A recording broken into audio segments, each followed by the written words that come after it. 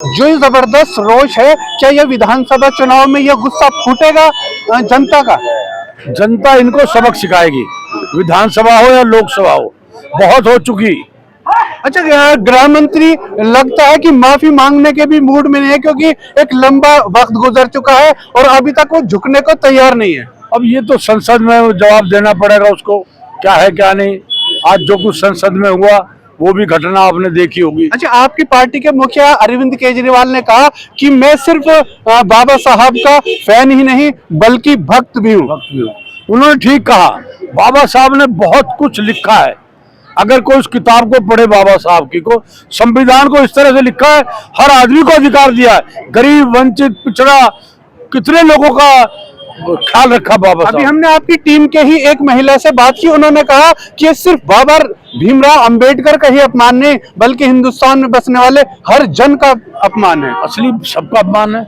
जिसके देश में जो कानून बनाया बाबा साहब ने बनाया, आज जो देश चल रहा है वो उनके संविधान से चल रहा है, तो इससे बड़ा कौन व्यक्ति हो सकता है।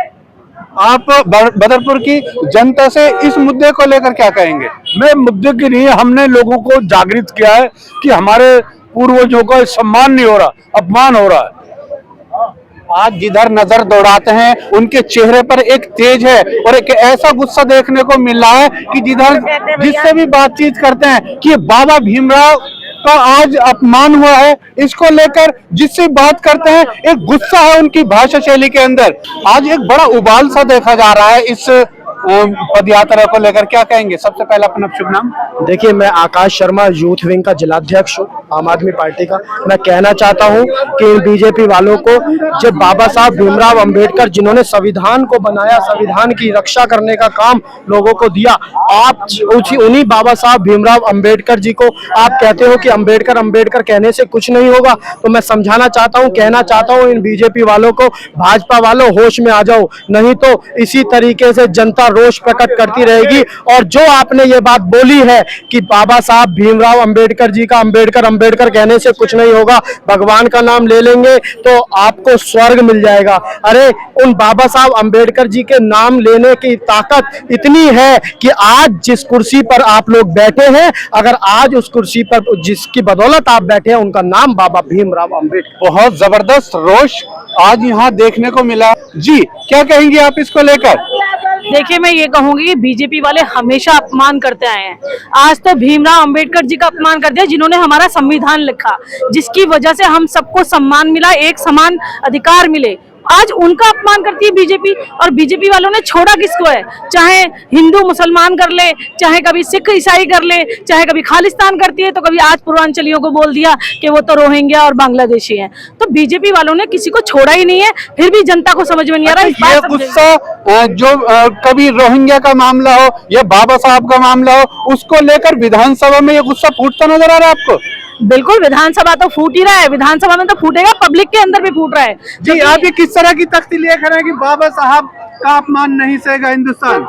मैं आपको आपके चैनल के माध्यम से बताना चाहता हूं कि अमित शाह, अपने आप को अनुशासन में आओ, और बाबा साहब का अपमान जो किया है उसका तुम्हें माफी मांगनी पड़ेगी, और अगर तुमने माफी नहीं मांगी तो तुम्हें किसी भी तरह माफ नहीं किया जाएगा और तुमको संसद से भगा भी दिया जाएगा।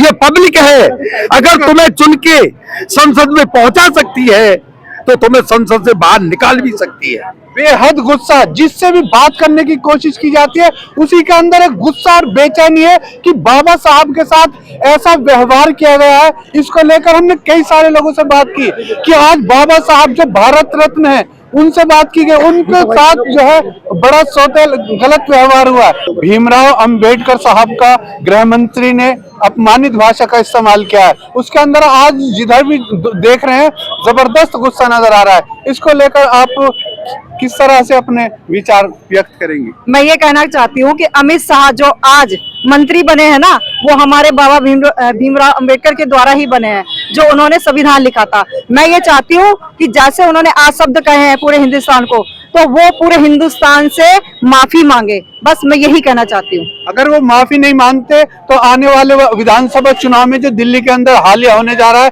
इसका नुकसान भुगतेगी भारतीय जनता पार्टी? भुगतेगी, उसको भुगतना पड़ेगा।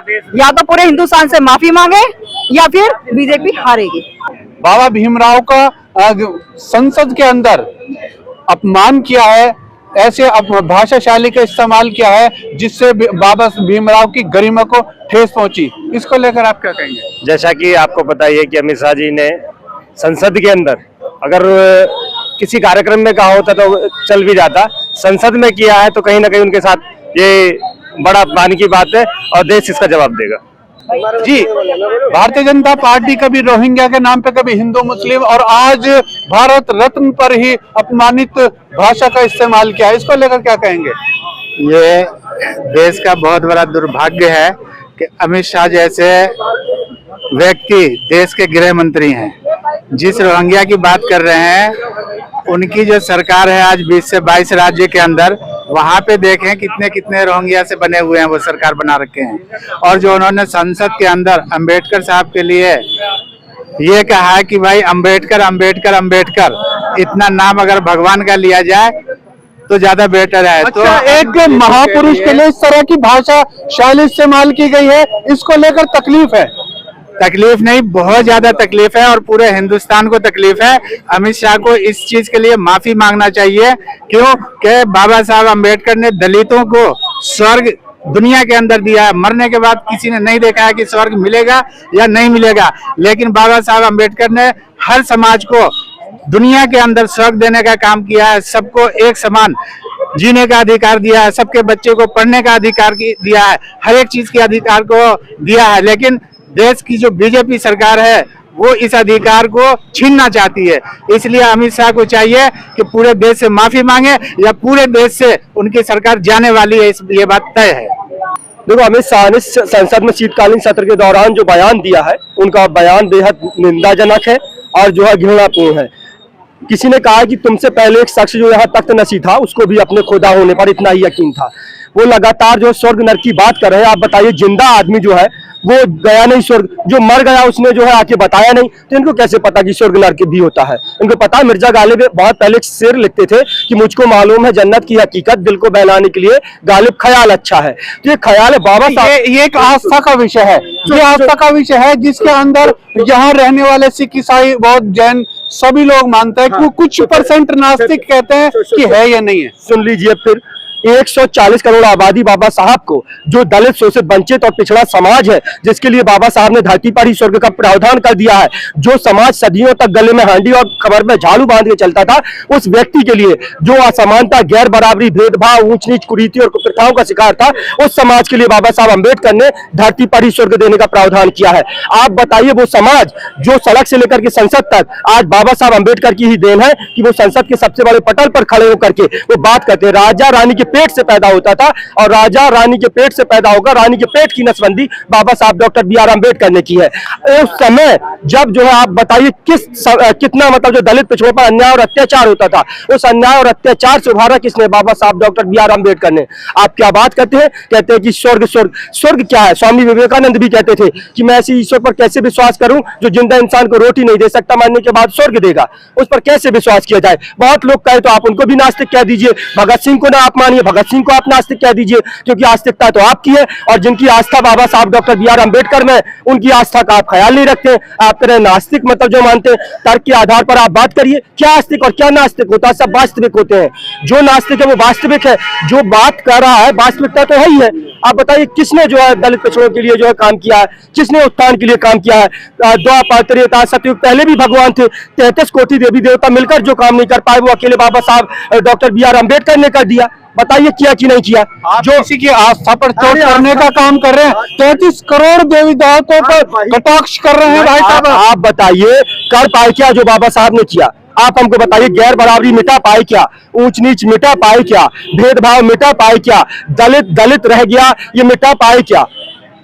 नहीं, गृह मंत्री ने एक वार किया है इस तरह की भाषाशैली अपनाते हुए, तो उनके चाहने वाले, उनके भक्त जन का हो या अनुयायी का हो, कि जो बाबा साहेब के अनुयायी हैं वो इसका पलटवार क्या करते नजर आ रहे हैं आपको? कौन, किसने कहा, किसकी बात कर रहे हैं आप? जब बाबा भीमराव अम्बेडकर पर एक आपत्तिजनक टिप्पणी की गई तो बदले में उनके अनुयायी इसको किस तरह से पलटवार करेंगे?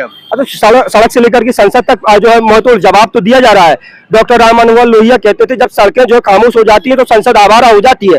पता तो चल गया जो अमित शाह को। अमित शाह सत्ता की नशे में इतना चूर ना हो जाए। अमित शाह को जनता ने ही जो सांसद और विधायक और गृह मंत्री बनाया है वो कहीं अलग से नहीं बने हैं। बाबा साहब डॉक्टर BR अम्बेडकर ना होते तो शायद वो आज जो संसद में ना बैठे होते। आगामी विधानसभा चुनाव के अंदर इसका नुकसान भुगतेगी क्या भारतीय जनता पार्टी? होगा भाजपा को नुकसान।